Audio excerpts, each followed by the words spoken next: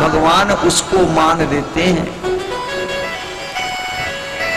सुदामा जी ने यह सोचा ही नहीं था कि इतना मान मिलेगा, मेरे को सम्मान मिलेगा, लेकिन प्रभु उससे भी बढ़कर के उसको सम्मान दे देते हैं।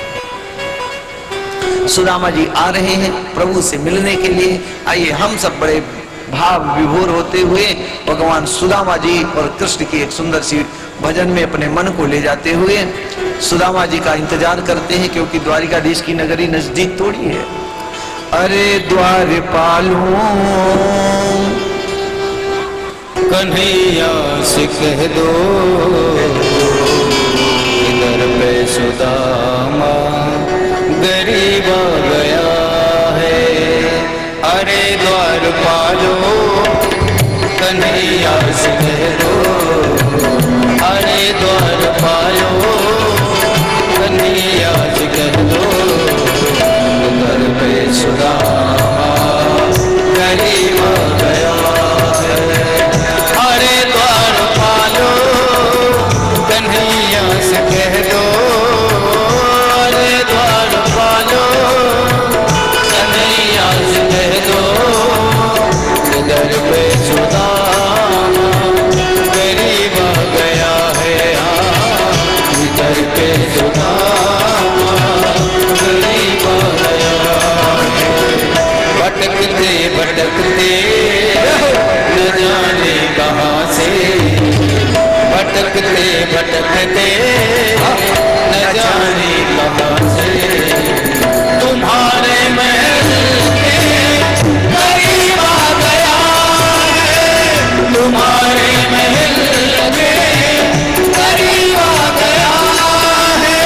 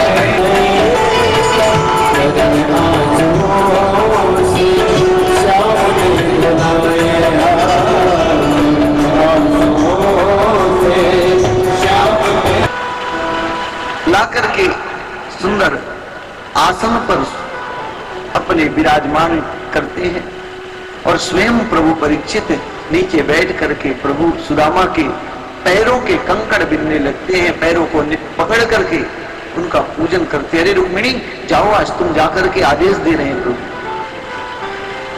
जल लेकर के आओ। क्यों? क्योंकि आज आपके घर में पुण्य आत्मा, दिव्य आत्मा आई है।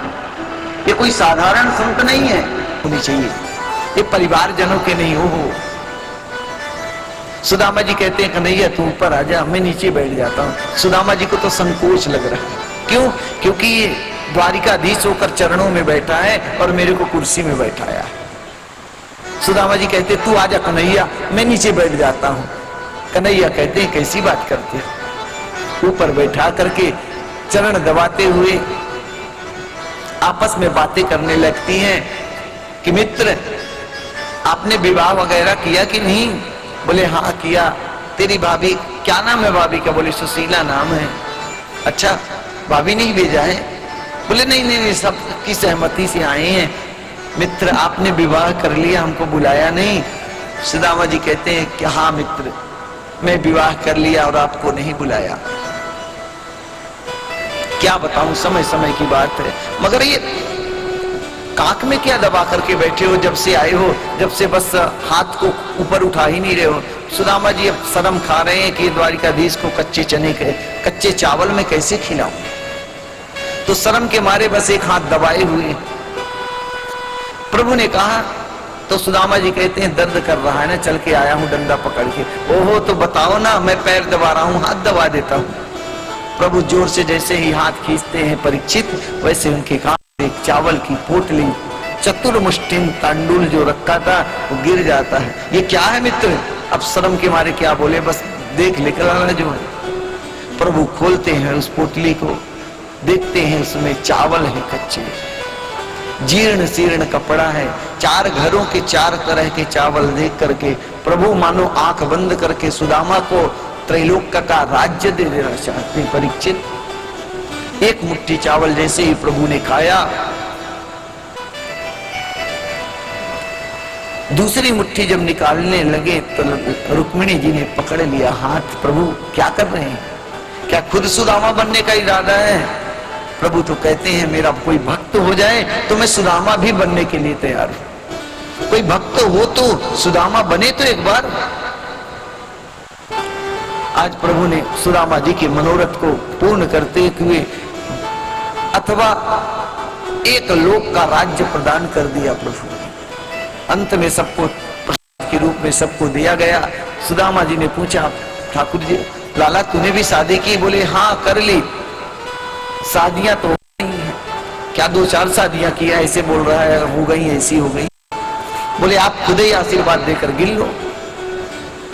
बुलाया रुक्मिणी जी, आशीर्वाद दिए बहुत सारा। अखंड सौभाग्यवती भव, आयुष्मान भव, पुत्रवती भव। फिर दूसरी आई सत्यभामा जी, बाबा जी प्रणाम। सुदामा जी चौंके, लाला ये कौन है? बोले ये भी अपनी ही है। अच्छा बड़े ठाठ हैं, द्वारिकाधीश बनाए, 2-2 शादियां कर रखी है। उसको भी आशीर्वाद दिया। इतने में जावंती आती है, बाबा जी प्रणाम। तो लाला ये कौन है? बस बाबा पूछते मत दो, अब बस इस समय जो आए तो समझ जाओ सबकी सब हुए ही हैं। तो क्या 10-20 शादी किया है? बोले अब खुद ही गिन लो। अब बारी बारी से आने लगी। जब 50 के ऊपर गिनती पूजी होने लगी, सुदामा जी कहते हैं सब अपनी ही आ रही कि और पड़ोस अड़ोस पड़ोस की है? ठाकुर जी कहते हैं सब इस समय जो आ रही अपनी ही आ रही हैं। 50 तक आशीर्वाद खूब दिए। जब गला बैठने लगा, गला बैठने लगा, तब सुदामा जी कहते हैं अब क्या है लल्ला बता दे, तू सही सही बता कितनी शादियां की हैं। तब प्रभु ने अपने मित्र की भावनाओं को पढ़ते हुए बताया 16,108 शादियां की। बोल वृंदावन बिहारी लाल की, सुदामा महाराज की जय। आशीर्वाद दिलाया सबको। अंत में बहुत दिन तक रुके। सुदामा जी चलने लगे। सुदामा जी जब घर की ओर चलने लगते हैं, प्रभु थोड़े दिन रोकते हैं, लेकिन ना मानने के कारण सुदामा जी की राजी प्रसन्नता पूर्वक विदाई करते हुए और सुदामा जी निकलने लगते हैं। तब सुदामा जी को लगा कुछ दिया लिया तो है नहीं, मैं जानता हूं सुशीला किस लिए भेजी थी, उसको तो साड़ी चाहिए थी और साड़ी तो ये दिया नहीं है, जाऊंगा तो पूछेगी। परंतु इधर तो भगवान ने एक पुरी का अलग से ही निर्माण करवा दिया परीक्षित, जिसका नाम पड़ा सुदामापुरी। सुदामा जी से प्रभु से आज्ञा लेकर सुदामा जी चलने लगे। अंत में प्रभु से कहते हैं, एक ही संदेशा सुशीला ने कहा था,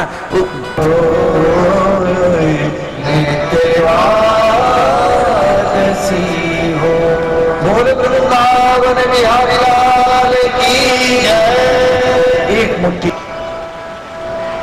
इधर सुदामा जी वो सुदामापुरी के लिए प्रस्थान करते हैं। जब जाते हैं तो देखते हैं कि उस जो झोपड़ी थी कहीं है नहीं, वहां तो बड़े बड़े महल परीक्षित बन गए। भक्त श्रद्धा भाव भक्ति में समन्वित होकर सुनता है, परीक्षित उसके समस्त जन्म जन्मांतर के दुख दारिद्र समाप्त हो जाते हैं।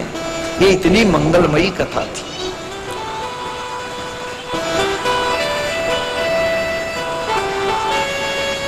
कुछ ही समय में हम सब यहाँ पर भगवान परीक्षित की मोक्ष की कथा श्रवण करेंगे। कुछ हमारे भक्त समुदाय भी यहाँ आए हुए हैं, सबका सम्मान का कार्यक्रम होगा। ये सबके संयुक्त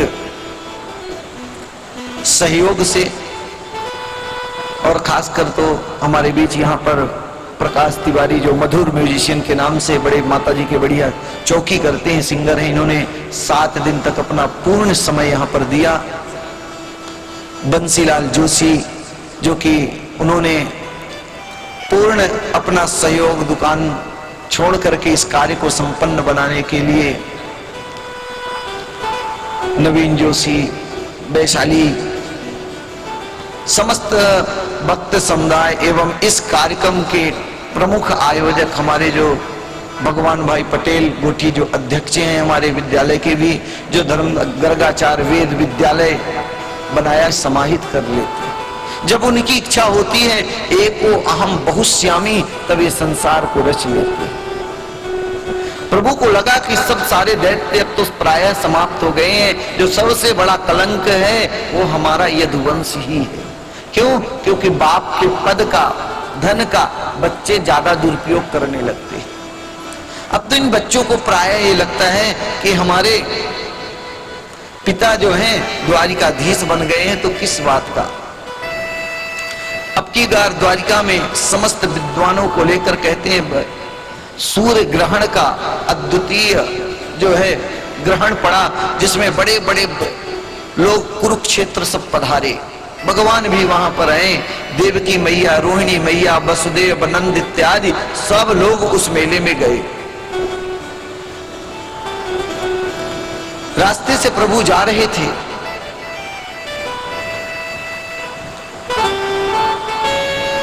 रास्ते से प्रभु जब निकल रहे थे उस सूर्य ग्रहण के मेले में सम्मिलित होने के लिए निमित्त, तब ब्रजवासियों से अचानक भेंट मुलाकात होती है। आज वर्षों का जो वियोग था आपस में मिलन से परीक्षित पूर्णतः समाप्त हो गया। उस मेले में समस्त भक्त समुदाय जो भी गोपी ग्वाल वाल थे, सबसे यथा योग्य प्रभु सबसे मिले परीक्षित। नंद बाबा, यशोदा मैया,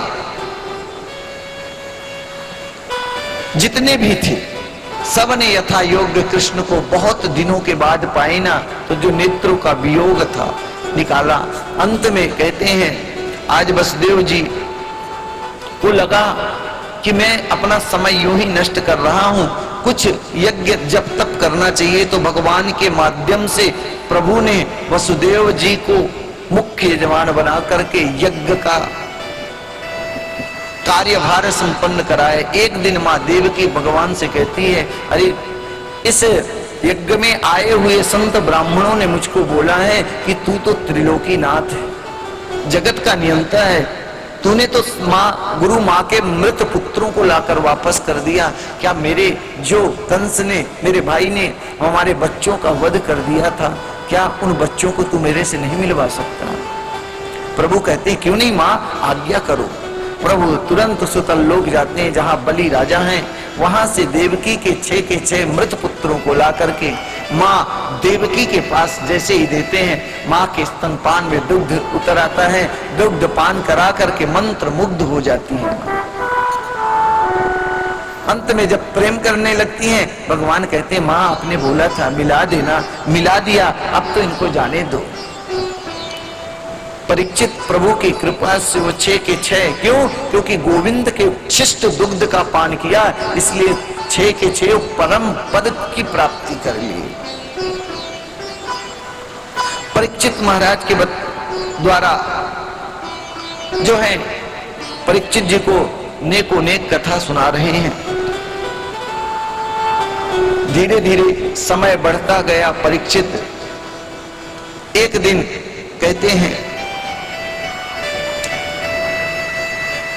श्री भृगु जी महाराज की कथा ग्रहण कराने के बाद परीक्षित एकादश स्कंद जो मुक्ति जिसको कहा गया है, उस स्कंद में हम सब प्रवेश करते हुए यदुवंश के साप की कथा श्रवण करते हैं। 56 करोड़ परीक्षित यदुवंशी हैं, सबके सब अपने मद पद अहंकार में मदान्ध हैं। भगवान ने सोचा कुछ ऐसा कार्य किया जाए कि सर्वप्रथम अपने वंश का सर्वनाश करवाया जाए। प्रभु ने आज जो जावंती के पुत्र जावंती के जो पुत्र हैं सांब महाराज, उन्होंने संत की परीक्षा लेने के लिए पेट में अपने सुंदर दुल्हन बन करके और संतों के बीच जाकर के पूछते महाराज ये नई नवेली दुल्हन है, बताइए इसके लड़का होगा कि लड़की होगी? यद्यपि इससे पूर्व प्रभु ने अपने समस्त परिकरों को बैठा करके तत्व ज्ञान भी दिया था कि कभी संत और ब्राह्मणों का अपमान मत करना, वेद का, शास्त्रों का, देवताओं का कभी अनादर नहीं करना। परंतु परीक्षित पिता की बताई हुई बातों को बच्चों ने क्या कहा, अब इनके यही तो काम है और इसके अलावा क्या कर सकते। सो आज पेट में एक ऐरक नाम कहते हैं बांध करके कपड़े गए, दुर्वासा ऋषि ने श्राप दे दिया। ये सब प्रभु की मर्जी से ही हो रहा परीक्षित, न इसके पुत्र होगा न पुत्री होगी, इसके तो पेट से ऐसा मूर्छल पैदा होगा जो समस्त यदुवंश का विनाश कर देगा। घबराए सांब देखे घर पहुंचते पहुंचते पेट में वास्तव में संत का श्राप कभी व्यर्थ नहीं जाता, मूर्छल हो गया। क्या करें? तो एक तालाब के पास जाकर के घिस घिस कर बहाया गया, उससे एक ऐरक नाम की परीक्षित घास निकली, जिसके कारण वो इतनी पहनी हुई देवर्षि नारद भ्रमण करते करते द्वारिकापुरी आते हैं। माता पिता देवकी और वसुदेव को तत्व ज्ञान देने के लिए भगवान ऋषभ देव के अवतार श्री दत्तात्रेय के नव योगेश्वरों की कथा प्रदान करके अंत में कहते हैं परीक्षित इन्हीं नव योगेश्वरों ने एक बार कृष्ण उद्धव के संवाद जो कृष्ण ने उद्धव को दिया था, वही तत्व ज्ञान आज नव योगेश्वरों के माध्यम से देवकी और वसुदेव को भगवान नारद जी की प्रेरणा के माध्यम से प्रदान करवाया। कि संन्यास का लक्षण क्या है, जीवन का परम लक्ष्य क्या है, जीवन में क्या करना चाहिए क्या नहीं करना चाहिए, समस्त बातों को रखा। अंत में कहते हैं मेरे पूर्वज भगवान, मेरे पूर्वज यदु महाराज एक बार वन में विचरण कर रहे थे, वहां एक महात्मा अपनी मस्ती में बैठा मिला, जिसको हम श्री भगवान दत्तात्रेय जी कहते हैं। श्री दत्तात्रेय जी महाराज से पूछा गया भगवान आप ऐसे मस्ती में कैसे रहते हैं? अरे संसार के प्राणी अपने दुख क्लेश से भयाक्रांत अहर्निश रहता है, आप जैसा फक्कड़ महात्मा इस वन में भी कैसे मस्ती में रह सकता है? दत्तात्रेय जी कहते हैं कि राजन मैंने अपने जीवन में गुरुओं को बनाया, गुरुओं से शिक्षा ली, जो 24 गुरुओं की कथा बतलाते हैं। मैंने अपने जीवन में एक नहीं, दो नहीं, तीन नहीं, अपितु 24 गुरु बनाए। इन 24 गुरुओं से मैंने शिक्षा प्राप्त की अपने जीवन में। उन्हीं 24 गुरुओं की कथा मैं आपको सुनाता हूं। लोग तो, किसी ने कहा लोग तो एक गुरु नहीं बना पाते हैं और आपने कैसे 24 गुरु बना लिए, क्योंकि संसारी प्राणी एक को भी नहीं निभा पाते हैं और आपने 24 बना लिया। बोले हाँ, मैंने 24 गुरु बनाए। एक सर्वप्रथम गुरु होते हैं, ध्यान दीजिए, माता पिता। हर जीव के प्रायः एक गुरु होते हैं, सबसे बड़े वो कौन होते हैं? माता और पिता। दत्तात्रेय भगवान यदु जी के प्रश्न करने पर बतला रहे। दूसरा एक कर्मकांडी गुरु होता है, जो हमारे घर में प्रायः आके जो भी नित्य के कर्म होते हैं संपन्न कराता है। एक होता है दीक्षा गुरु, कानों में जो मंत्र देता है, वो तीसरा गुरु दीक्षा गुरु। इसके अलावा भी मैंने अपने जीवन में 24 गुरु बनाए। मैंने पृथ्वी को अपना गुरु बनाया। ध्यान दीजिएगा, बड़ी बड़ी ऊंची बात बता रहे हैं। जीवन में परिवर्तन लाने वाली व्यक्ति कब विचलित होता है, कैसे अपने जीवन में हम धैर्य रखें, किस वस्तु को लेकर अपने जीवन निर्वहन करें, क्योंकि कलयुग में प्रायः कलयुगी प्राणियों की बुद्धि भी कलुषित ही होती है। मैंने पृथ्वी को गुरु बना करके क्या सीखा? बोले पृथ्वी से मैंने धैर्यता सीखी। हम भी अपने जीवन में ऐसे गुरु बनाए। भगवान दत्तात्रेय कहते हैं, यदु महाराज मैंने पृथ्वी को गुरु बना करके पृथ्वी से धैर्यता सीखा। उसके गोद पर के कितने धर्म के, अधर्म के, पाप के कार्य होते हैं, क्या कभी पृथ्वी आकर बोलती है भैया तुम प्रातः उठकर को प्रणाम क्यों नहीं करते? मेरी गोद में अधर्म का कार्य क्यों करते हो? मेरी गोद में वास कर, तो बदले में किराए घर में जाओगे, रहने के लिए मकान तो किराया मालिक निकाल देगा, पर तुम तो मेरी घर में अपना बना करके बैठे हो। मैं क्या कभी बोलती? मैं दूसरा गुरु मैंने वृक्ष को बनाया। वृक्ष से क्या सीखा? बोले झुकना, नवना सीखा। दूसरों के लिए, परमात्मा के लिए झुकता वही है जिसमें जान होती है। अकड़ तो मुर्दों की पहचान होती है। वृक्ष से झुकता वही है जिसमें फल होती है। अकड़ना तो मुर्दों का काम जी, अकड़ में रहते हैं। नदी के किनारे बड़े बड़े वृक्ष होते हैं, पर जो वेद का एक जिससे बांसुरी बनती है वो झुकना जानता है। पानी आती, बारिश आती है, झुक जाते हैं, बरसात निकल गई पुनः खड़े हो जाते हैं। और जो बड़े बड़े काठ के पेड़ होते हैं, फलदार होते हैं, वो वृक्ष के साथ, पानी के साथ बह जाते हैं। क्यों? क्योंकि उनमें अकड़ होती है, झुकना जानते ही नहीं। वृक्ष कब नहीं चखे नदी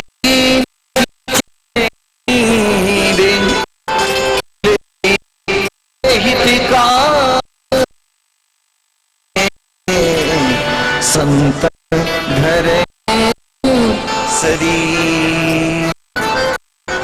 वृक्ष भी परमार्थ के लिए फलता है। गोपियां नहीं कहती हैं अरे कन्हैया तू तो ऐसे मेरे को गया, जैसे फल रहित वृक्ष को पक्षी छोड़ चले जाते हैं।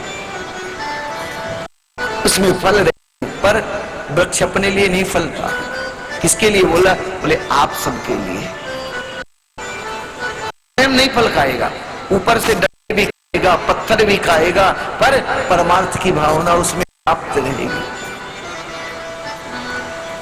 मैंने वायु को गुरु बनाया, हवा को। उससे क्या सीखा? हवा से मैंने ये शिक्षा ली कि हवा चलती है तो कभी किसी ने क्या हवा को देखा है कि लाल, पीली है कि हरी है कि सफेद है। जब हवा चलती है वहां पर समस्त प्राणियों को शीतलता प्रदान करती है। उनको लगता है कि ठंडक लग रही है, हवा चल रही है। मैंने वायु को गुरु बना करके यह शिक्षा ली कि व्यक्ति को वायु के समान कोई भी कार्य करे तो दिखावापन नहीं होना चाहिए। मैंने वायु को गुरु बना करके ये शिक्षा दी। मैंने आकाश को गुरु बनाया। आकाश की आज तक कितने बड़े बड़े पक्षी के अनुसार उड़ते हैं, पर किसी ने आकाश की नाप दे सका है क्या? कितना लंबा है, कितना चौड़ा है। रात्रि में सुंदर आकाश में बारिश कर चले जाते हैं, प्रातः हम देखते हैं तो पानी ही पानी। अगर वो लोगों को दिखाने के लिए तो दिन में बारिश, रात्रि में क्यों करें? आकाश को मैंने गुरु बना करके ऐसी शिक्षा ली कि स्वयं आकाश इस तरह गंभीर होना चाहिए, विश्वास दिल होना चाहिए। छोटी छोटी बातों को लेकर आपस में जो है छोटे छोटे व्यवहारों को लेकर मतभेद पैदा करना चाहिए। मैंने जल को, जल से क्या सीखा? बोले जल से शीतलता सीखी। जल के बराबर एक पतला कुछ भी नहीं होता, जल के बराबर कोई शीतल नहीं होता है। कितने भी गुस्सा लगी रहे, जल पियो, आपका क्रोध शांत हो जाता है। वैसे जल से गुरु बना करके मैंने स्वाभाविक गुण ये सीखा कि संत को ही जल के समान स्वच्छ सुंदर निर्मल होना चाहिए। यदि उसमें गंदगी का कीचड़ लग गया तो कोई उसका आचमन करेगा। क्यों? क्योंकि वो दूषित हो चुका है। जल के समान ही अपना जीवन निर्मल बनाना चाहिए। ये मैंने पानी को, जल को गुरु बना करके सीखा। मैं अग्नि को गुरु बनाया। जिनसे जिनसे मेरी शिक्षा मिली मैंने उनको बनाया। गुरु बना करके क्या सीखा? बोले अग्नि का स्वभाव जल करके नष्ट हो जाएगी। वैसे अग्नि की ही तरह हमारे जीवन में जो अब है, काम है, क्रोध है, लोभ है, मोह है, द्वेष है, ईर्षा है, छल है, कपट है, दंभ है, इत्यादि जो भंडार बड़ा है अग्नि की, जैसे लुहार एक औजार बनाने वाला है, सार को ले लेता है, वैसे अग्नि को गुरु बना करके मैंने सीखा। बनाकर संसार में परम शीतल, सूर्य के प्रकाश को कोई नहीं देखना चाहता, पर चंद्रमा की चांदनी रात एक प्रकाश लेने की किसी, क्योंकि सूर्य में तेज है, चंद्रमा में कोमलता है। कोमल बन के रहोगे तो संसार आपको पूजनीय बनाएगा। जिस दिन तेज आएगा उस सूर्य की तरह आपकी ओर कोई देख भी नहीं पाएगा। कबूतर को गुरु बनाया। कबूतर क्या? कबूतर से गुरु बनाकर कबूतर करने वाला कर, प्रायः एक वृक्ष में एक कबूतर और कबूतर रहती थी, उसके 2 बच्चे भी थे। वो फल की इच्छा से दाना लेने के लिए बच्चों को पालने चली जाती है अपने बच्चों को छोड़कर। उस जो पक्षियों को पकड़ने बहेलिया होता है, दाना फेंकता है, उसके बच्चे आकर के दाना निमित्त उसमें फंस जाते हैं जाल में। कबूतरी को हाय रे मेरा बच्चे फंस गए, मैं इसके बिना जी नहीं सकता, कबूतरी आकर फंस गई। ये कबूतर को लगा जब मेरा बच्चा नहीं, बीवी नहीं, वो भी मां करके फंस। वैसे कबूतर को गुरु बना करके कि हम सबको कबूतर की तरह जीवन जीना चाहिए। जैसे दाने के लालच में आकर कबूतर अपने जीवन की लीला समाप्त देता है, उसी तरह ये संसार भी है। संसार में आकर के अपने कहने का तात्पर्य, मैंने सागर को बनाया गुरु। सागर से क्या सीखा? बोले सागर में समेटने की इच्छा है, मिलता है सागर में। सागर का जल कोई पी सकता है? बोले नहीं। क्यों? क्योंकि वो खारा, बहुत जल भरा है। तो अगर बना नहीं है वो किसी दूसरे के लिए जल का महत्व, उससे अच्छा तो छोटे छोटे नाले हैं, छोटी छोटी नदियां हैं, जिसमें छोटे जीव जंतु पशु पक्षी आकर के पानी सकते।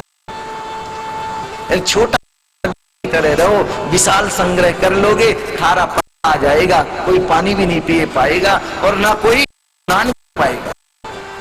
जल तो सागर, पर किस काम का? ही नहीं है, उस जल का क्या प्रयोजन? मैंने एक पत्थर को होता है, क्या होता, बड़ी करके किया, वैसे सांसारिक पर पतंगे की तरह भी हो जाती है।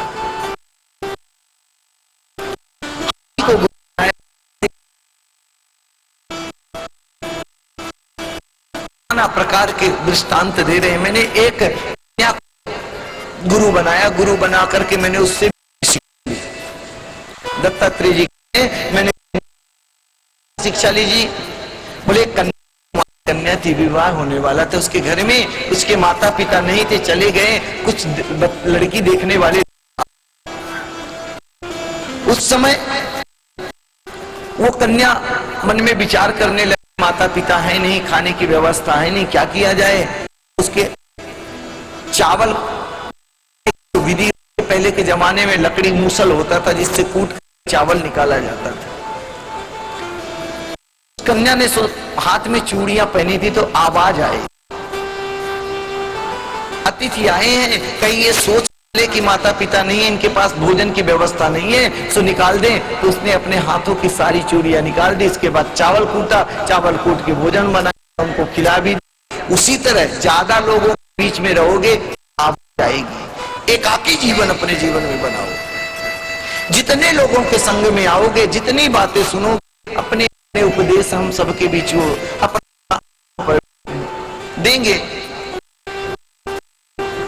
जितना एकाकी उतनी भक्ति रहेगी, उतने अच्छे मार्ग में जीवन।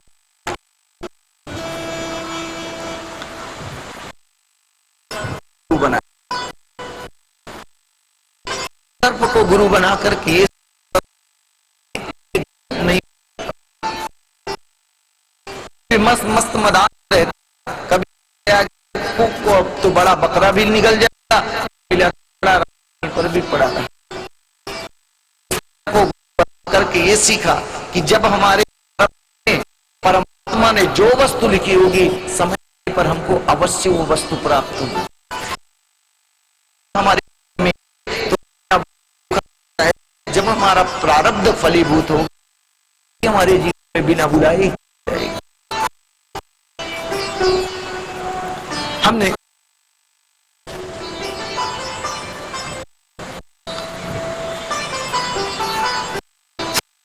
इतने थपेड़ों में रह गए। जैसे एक अंधा था, आपकी स्थिति क्या है वैसी ही है। एक अंधा,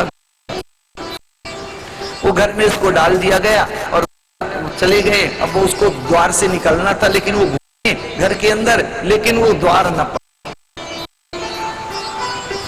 आवाज दे भैया कोई बाहर निकालो, बाहर निकालो। बोले कि दीवार का सहारा मिलेगा। पहले बिना दीवार के सहारे के घूम रहा था तो उसको द्वार नहीं मिल रहा था। दीवार का सहारा दिया, दीवार के किनारे किनारे आया तो उसको द्वार मिल गया।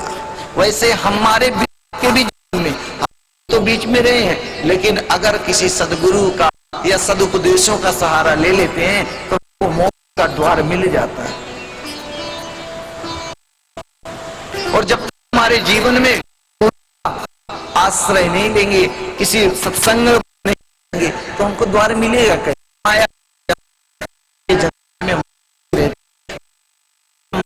मरणम पुनरपि जननी जटे, जन्म मृत्यु के इस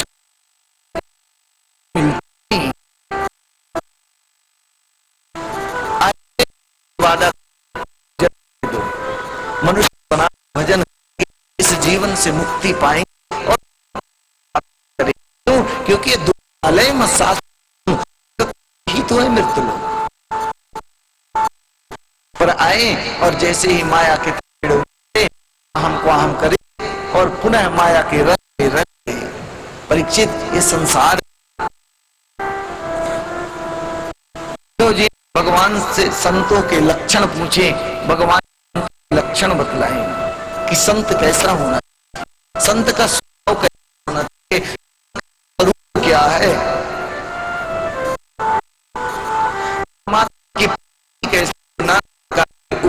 चलते हुए परीक्षित परमात्मा जो है धीरे धीरे कहते परीक्षित समय आगे की ओर बढ़ता गया। एक भगवान के मन में आया, समस्त अपने सुधर्म सभा में बैठे हुए थे प्रभु, यदुवंशियों ने आपस में एक दूसरे से वो जो श्राप लगा था दुर्वासा ऋषि का के गर्भ से मूसल की उत्पत्ति की, जो समस्त यदुवंश का संहार कर देगा, आज वही मूसल के द्वारा करके समस्त यदुवंश युद्ध कर परीक्षित और समस्त यदुवंश समाप्त हो गया। जीव और होता है, जीव भी बनाए गिर तो रोने लगेगा, मेहनत। परमात्मा बना संसार में जीवों के निर्वहन के लिए देवों की भी स्थापना करता है, पर शक्ति समाप्त करवा, लेकिन मन में नहीं हुआ। एक छोटा सा जो टुकड़ा बचा था उसको लोहा बनवाता है बहेलिया और प्रभु अपने वंश कराने वृक्ष के नीचे पैर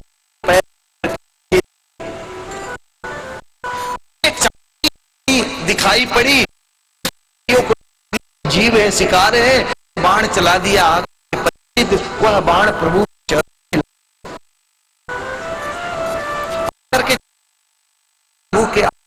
निकल चरणों में गिर मेरे दो न आधीर की मर्जी से कृति हो अपने ये दोषियों का संहार कर परीक्षित अपने स्वधाम जाने की तैयारी करिए। उद्धव जाकर चरणों में गिरते हैं, उद्धव को कहते हैं भक्ति का प्रचार प्रसार करो, सत्संग करो, पाओ, यही क्योंकि युग के कलुषित वाणियों को दूर करने के लिए सिर्फ ही है, कुछ क्षण कुछ तक हम सब जीवों को एक मार्ग प्रदान करवाए। समय आया, कहते हैं जब परीक्षित को प्रभु ने था समस्त के कलुषित प्राणियों के उद्धार, जब यह जी चरणों में गिर गए तो अब क्या आदेश है, क्या आपका? परीक्षित से पूछते हैं, परीक्षित तुमने कथा सुनी, अब तुम्हारी मृत्यु की मुक्ति होगी। परीक्षित कहते प्रभु मेरी मुक्ति मिलेगी, क्यों? क्योंकि ये मैं ये तो शरीर मैं पहुंच चुका हूं, अब मेरे को विश्वास हो गया, सार्थक हुआ। और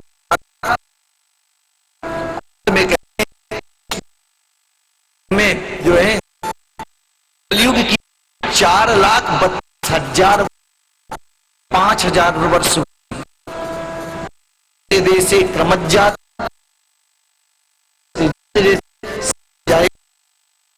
कार्य प्राय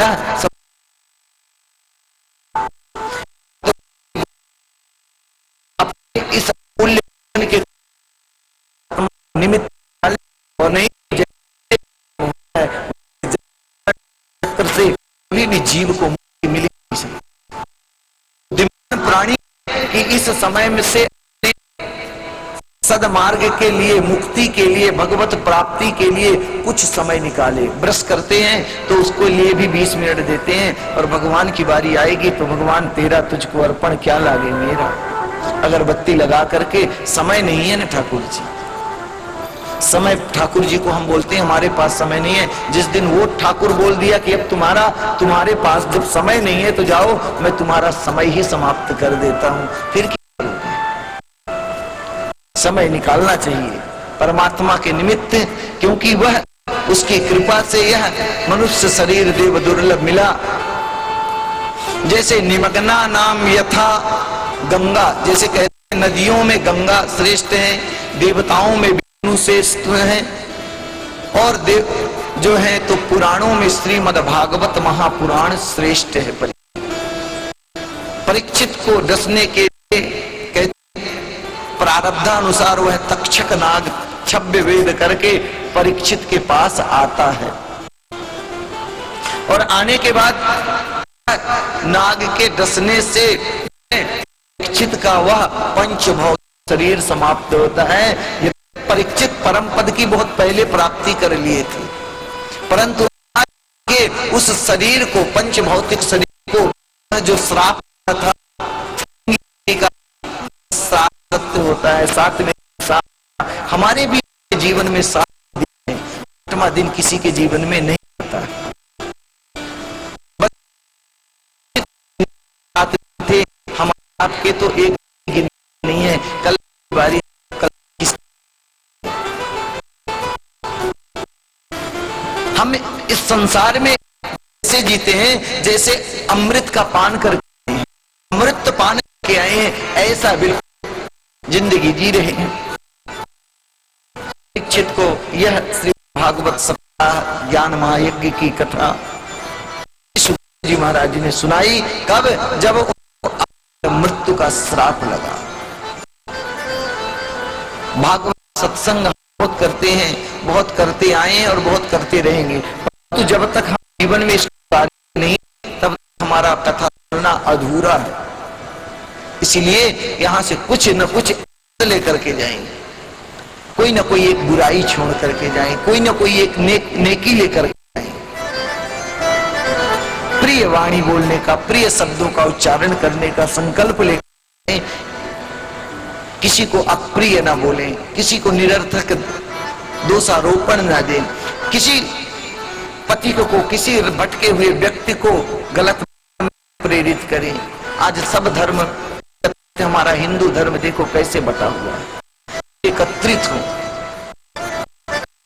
आज एकत्रित होने का समय है।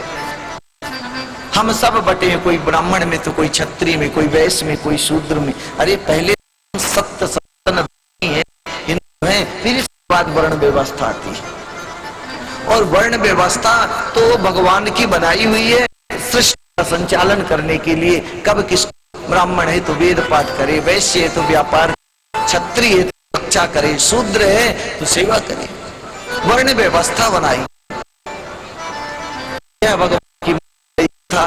जो भक्त श्रद्धा भाव भक्ति से समन्वित होकर सुनता है, उसके जन्म जन्मांतर के कलमशों का प्रभु की कृपा से नाश हो जाता है और भगवत भक्ति की प्राप्ति होती है। सभी वक्त आंख बंद करके श्लोक बोलूंगा, आप सबको बोलना है। के बाद कुछ लोग कार्य करता है, उनका सम्मान किया जाएगा, जिन्होंने अथक परिश्रम किया इस कार्य को संपन्न बनाने के लिए। उसके बाद जो है आरती उतारी जाएगी, सुदामा जी के चावल लेंगे, व्यास गादी को प्रणाम करते हुए आप सब यथा स्थान अपने घर की ओर जाएंगे। संकल्प लेकर के यहाँ से जाएंगे कि एक बुराई कोई ना कोई हम यहाँ छोड़ कर जाएंगे।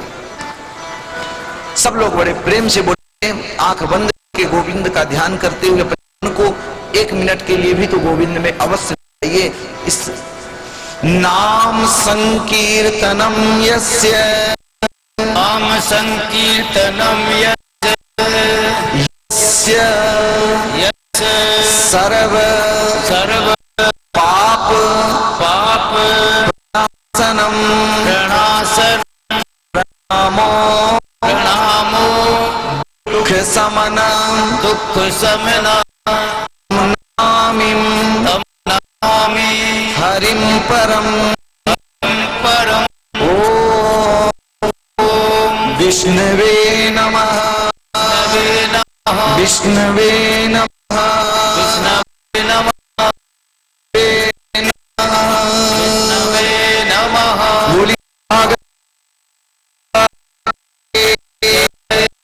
भगवान के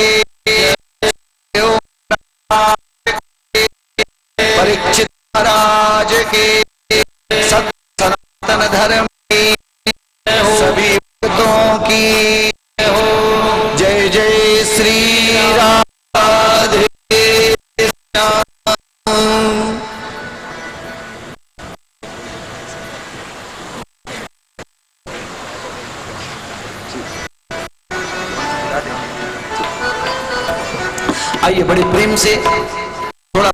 संकीर्तन करेंगे। तत्पश्चात के बाद यहाँ पर जो स्वागत संस्कार किया जाएगा, आप सबको सम्मान दिया जाएगा। आप ध्यान रखिएगा, आज आखिरी दिन है, प्रसाद लेकर के आइएगा। कल यहाँ पर हवन का भी कार्य किया जाएगा। जिन जिन भक्तों ने इस कार्य के लिए अपना अमूल्य समय दिया है, उन भक्तों के निमित्त थोड़ा दो शब्द जरूर कहे जाएंगे। जब तक भगवान के मंगलमयी कीर्तन करते हुए और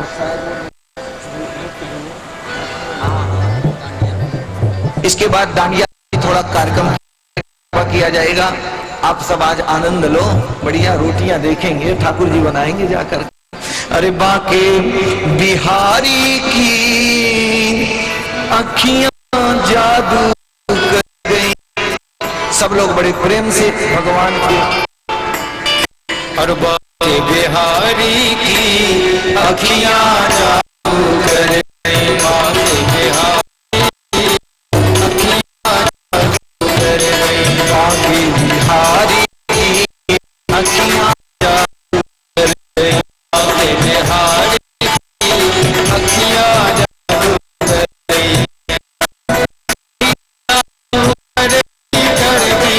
अखियां जादू कर गई। अखियां जादू कर गई। बाके बिहारी की अखियां जादू कर गई। बाके बिहारी की अखियां जादू कर गई। जय हो।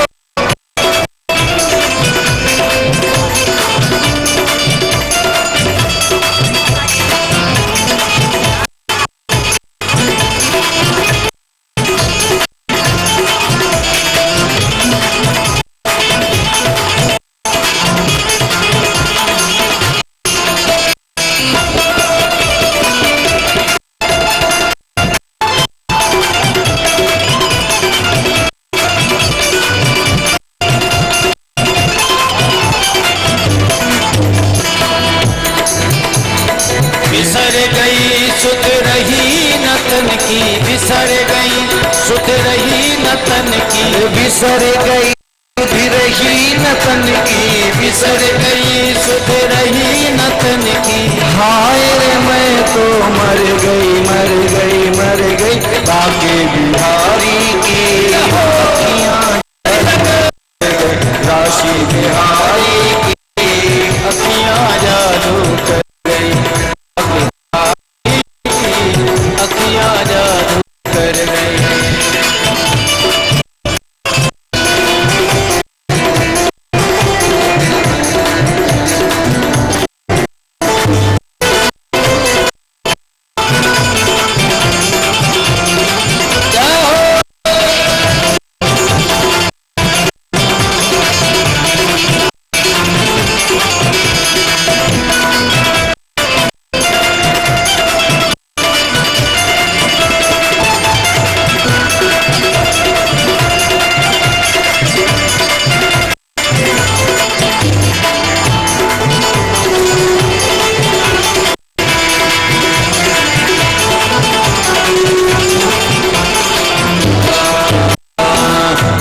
अखियों ने मुझको लूटा। अखियों ने मुझको लूटा। इन अखियन ने मुझको लूटा। अखियों ने मुझको लूटा। दुनिया का हर बंधन छूटा।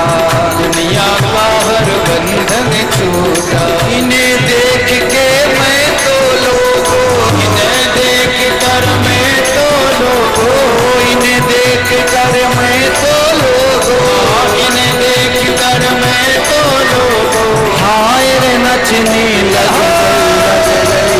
गई। बाके बिहारी की अखियां जादू कर गई। बाके बिहारी की अखियां जादू कर गई।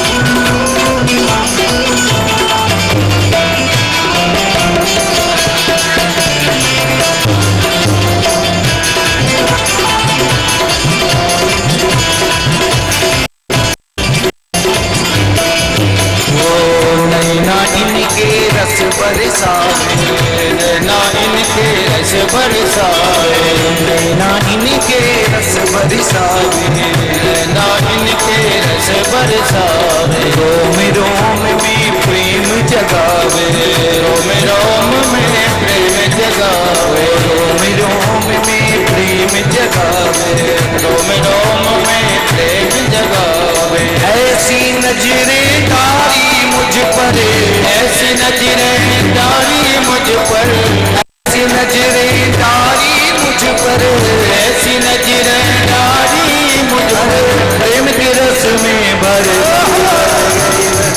बाकी बिहारी की अखियां जादू कर गए, बाकी बिहारी की अखियां जादू कर गए, राधे अखियां जादू कर गई। ओ फिसल गई तन रही न सुध की, फिसल गई सुध रही न तन की, आए में तो मर गई बाकी बिहारी की अखियां जादू कर गई, काशी बिहारी की अखियां जादू कर गई।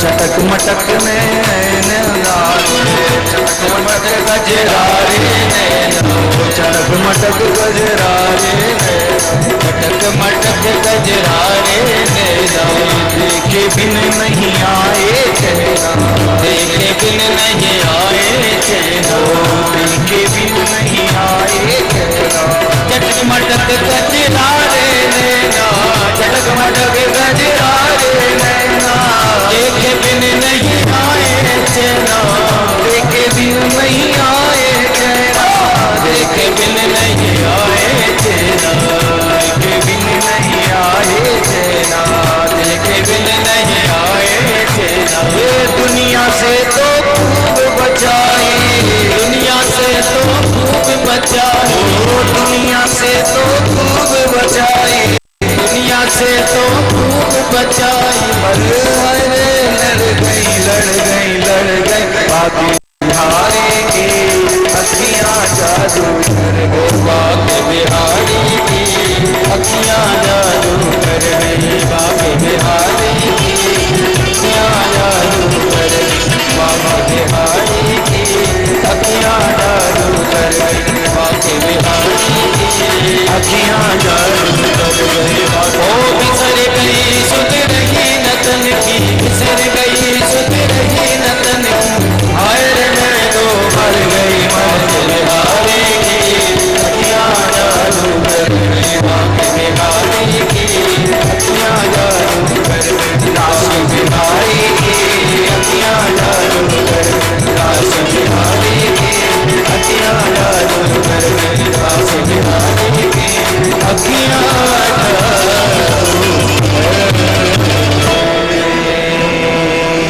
बोल वृंदावन बिहारी लाल की, भागवत भगवान की। आइए हमारे बीच कुछ भक्तगण हैं जिनको यहाँ पर बुलाया जाएगा। राजेश मुदगल जी आएंगे ऊपर और नाम का अनाउंस करेंगे और सभी को यहाँ पर भागवत भगवान का आशीर्वाद, ये सम्मान नहीं अपितु आशीर्वाद है। सम्मान तो यत्र तत्र मिलता है पर यहाँ से तो सिर्फ आशीर्वाद मिलेगा। चत्वारि तस्य वर्धन्ते आयुर्विद्या यशो बलम, खूब चार चीजों की वृद्धि हो।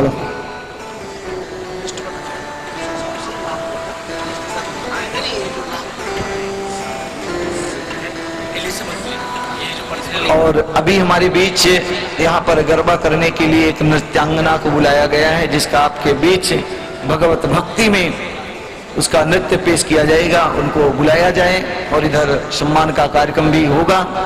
तत्पश्चात आप सबके बीच में ये जानी माने भगवान की भक्त हैं और भगवान के निमित्त तो अपना ठाकुर जी को एक नृत्य प्रस्तुत करना चाह रही हैं। आप सब देखेंगे, रितेश जी उनको लेकर के आएंगे। हेलो, कृष्ण भगवान के दरबार में आप सभी का हार्दिक अभिनंदन, हार्दिक स्वागत।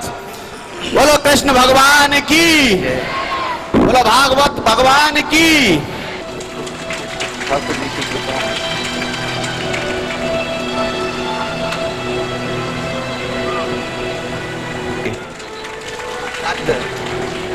चंद्रकांत शिंदे जी,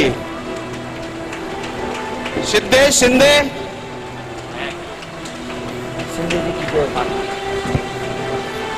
भरत चौधरी जी, सुंदर जी, ऐसे ही हमारा भाषा ऐसे कार्य में आपका सहयोग मिले। भरत चौधरी जी सब हमारे गुरुजनों के निमित्त है। कृपया मंच पे आए।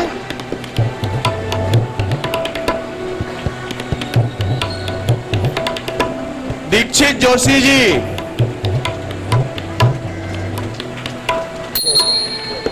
सबकी भक्तों की मर्जी है, हम क्या कर सकते हैं। आप इसके योग्य हो। दिक-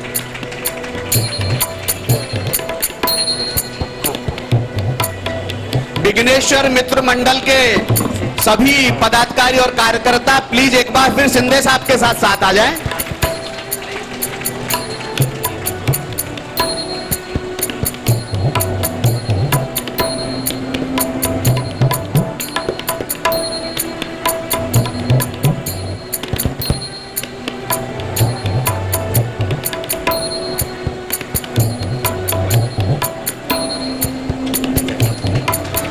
विलास भाई, रवि भाई, इनका हर प्रोग्राम में यहाँ सहयोग रहता है।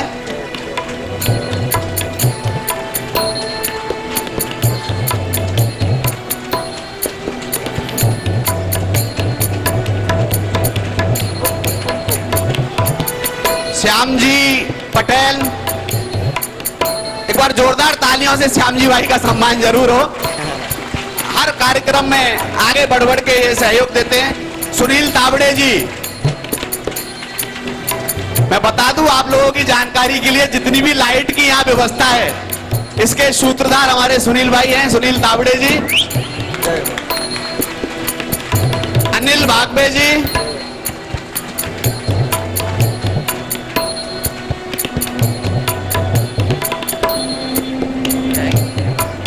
बंसीलाल जी जोशी,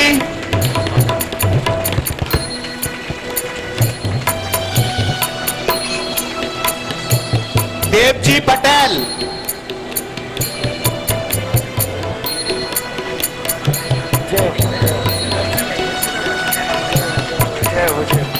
देवजी पटेल, कल जो कार्यक्रम था भागवत के बाद का, वो देवजी पटेल नहीं रही कराया था।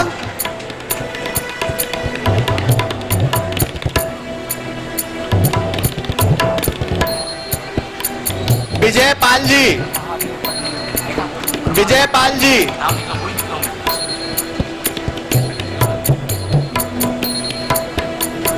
विजय पाल जी,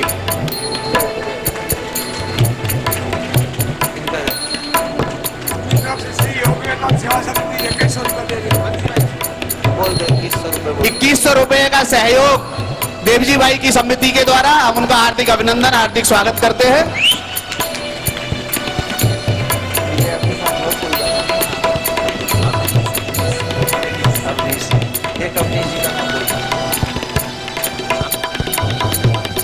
अवनीश जी,